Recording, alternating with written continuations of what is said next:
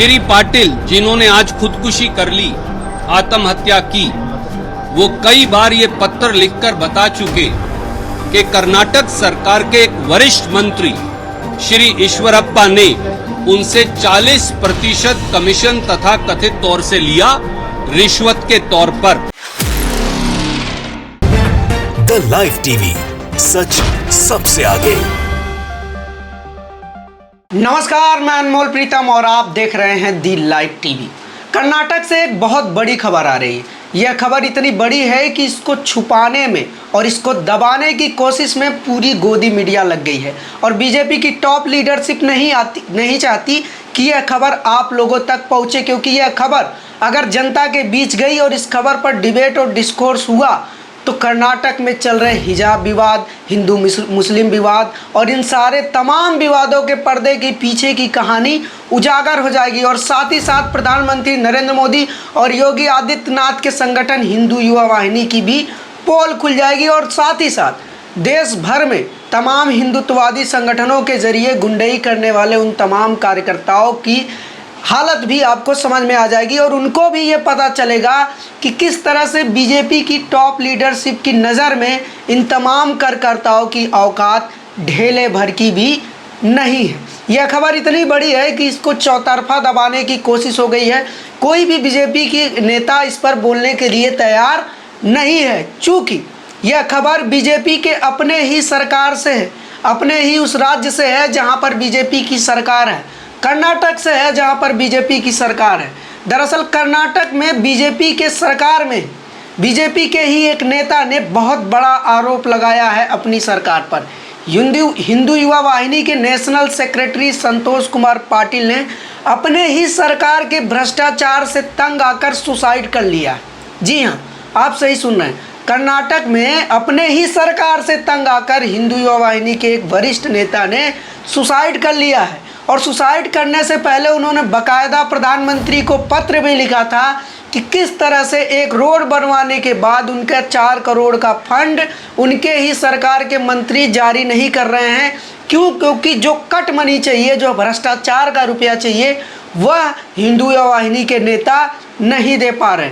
प्रधानमंत्री को बकायदा चिट्ठी लिख के बताया, फिर भी प्रधानमंत्री ने जवाब नहीं दिया, कार्रवाई नहीं की। मुख्यमंत्री को चिट्ठी लिखा, फिर भी मुख्यमंत्री ने कार्रवाई नहीं की और अंत में हार कर चारों तरफ से निराशा झेलने के बाद हिंदू युवा वाहिनी के नेशनल सेक्रेटरी संतोष के पाटिल ने आत्महत्या कर ली।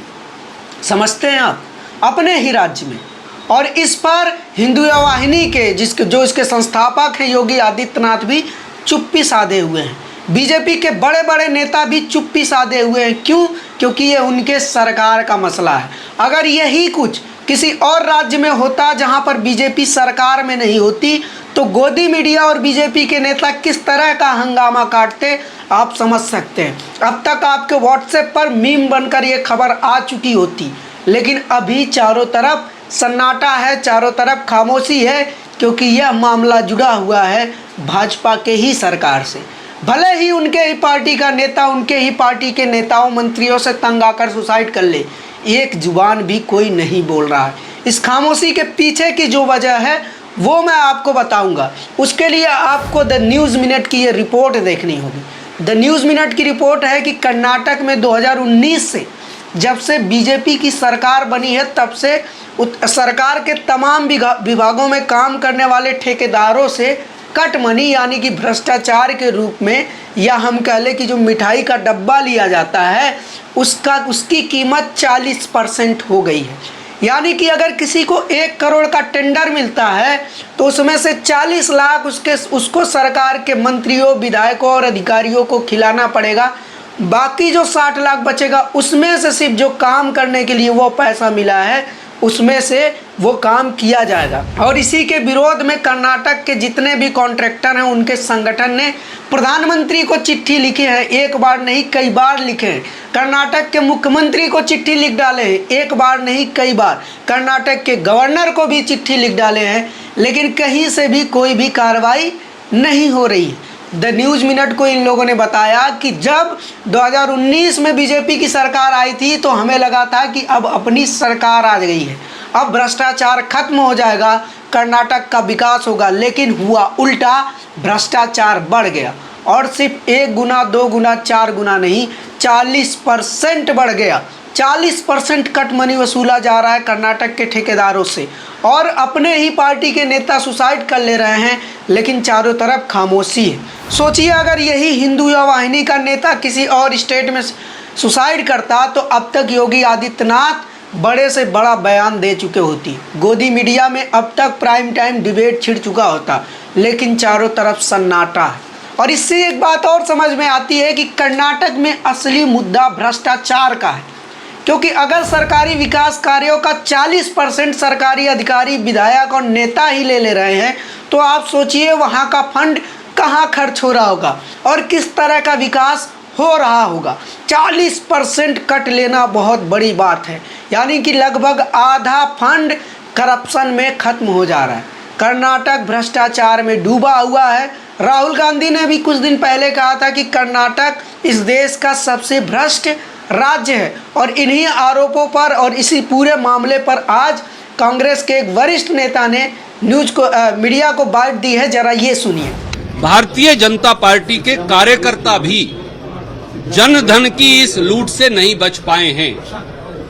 श्री पाटिल जिन्होंने आज खुदकुशी कर ली, आत्महत्या की, वो कई बार ये पत्र लिखकर बता चुके कि कर्नाटक सरकार के एक वरिष्ठ मंत्री श्री ईश्वरप्पा ने उनसे 40% कमीशन तथा कथित तौर से लिया रिश्वत के तौर पर। कांग्रेस के नेताओं ने, विपक्ष के नेता ने, प्रदेश कांग्रेस कमेटी के अध्यक्ष ने, हम सब ने महामहिम राज्यपाल से लेकर बार बार विधानसभा के पटल तक उनको खारिज करने की और जांच की मांग उठाई, पर कुछ नहीं हुआ। और आखिर में भाजपा के उस कार्यकर्ता को जिससे रिश्वत का पैसा लूटा गया था, आज एक सुइसाइड नोट लिखकर खुदकुशी करनी पड़ी। भ्रष्टाचार का इससे ज्वलंत सबूत क्या है? अमित शाह जी चुप हैं, मोदी जी चुप हैं, बसवराज बोम्मई जी चुप हैं। साबित हो जाएगा कि कहीं ना कहीं प्रत्यक्ष या परोक्ष रूप से इस भ्रष्टाचार में मुख्यमंत्री भी साझेदार हैं। इस वीडियो में आपने देख लिया कि कांग्रेस के सीनियर लीडर किस तरह से कर्नाटक के मुख्यमंत्री को साफ तौर पर बड़ा आरोप लगा रहे हैं कि वो भी इस भ्रष्टाचार में लिप्त हैं। जाहिर सी बात है, जब इतने बड़े लेवल पे 1 लाख से ज़्यादा ठेकेदार लगातार चिट्ठियां लिख रहे हों, लगातार प्रधानमंत्री से गुहार लगा रहे हों, लगातार मुख्यमंत्री से गुहार लगा रहे हों, तो इसका और मीडिया में भी लगातार छप रहा हो, तो इसका मतलब ये है कि मुख्यमंत्री इस बात से अनजान तो नहीं होंगे। और अगर मुख्यमंत्री अनजान नहीं है, इसका मतलब मुख्यमंत्री की इसमें सहमति है और कुछ कट शायद मुख्यमंत्री के पास भी जाता हो। अब शायद आपको पूरा खेल समझ में आ गया होगा कि कर्नाटक में हिंदू मुस्लिम मुद्दे को हवा क्यों दी जा रही है, क्योंकि वहाँ के भ्रष्टाचार से परेशान जनता हिंदू मुस्लिम के रस में डूबी रहे, क्योंकि नफरत का रस हर मुद्दे से बड़ा है। इंसान जब कुछ नहीं पाता तो अगर उसको सिर्फ नफरत मिल जाए तो फिर वो सारे दुख भूल जाता है। कर्नाटक का असली मुद्दा हिंदू मुस्लिम नहीं, भ्रष्टाचार है और इसी भ्रष्टाचार से ध्यान भटकाने के लिए ही हिंदू मुस्लिम के मुद्दे उठाए जा रहे हैं। कभी फल वाले को परेशान किया जा रहा है, कभी रिक्शे वाले को, तो कभी स्कूली छात्राओं को।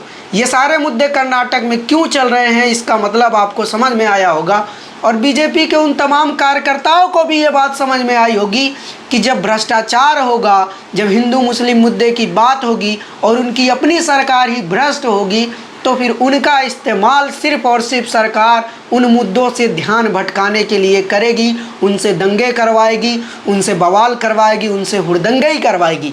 लेकिन अगर वही गलती से ही अपने ही सरकार के खिलाफ चू कर देंगे तो उनको ठिकाने लगाने में सरकार जरा भी हिचकिचाहट नहीं लाएगी।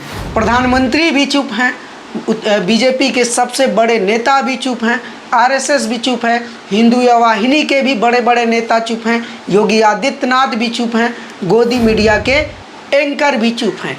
यह चुप्पी इसीलिए है क्योंकि उनके ही पार्टी की एक नेता ने उनके ही पार्टी के मंत्री के खिलाफ भ्रष्टाचार का आरोप लगाया और आत्महत्या कर ली। इस बात का मंथन बीजेपी के कार्यकर्ता और नेता जरूर करें। साथ ही साथ पूरे देश के लोग भी ये समझें कि कर्नाटक में जो हिंदू मुस्लिम का मुद्दा चल रहा है उसके पीछे की कहानी भ्रष्टाचार से जुड़ी है। ऐसी और तमाम खबरों और अपडेट के लिए आप जुड़े रहिए हमारे साथ और देखते रहिए द लाइव टीवी। शुक्रिया। द लाइव टीवी, सच सबसे आगे।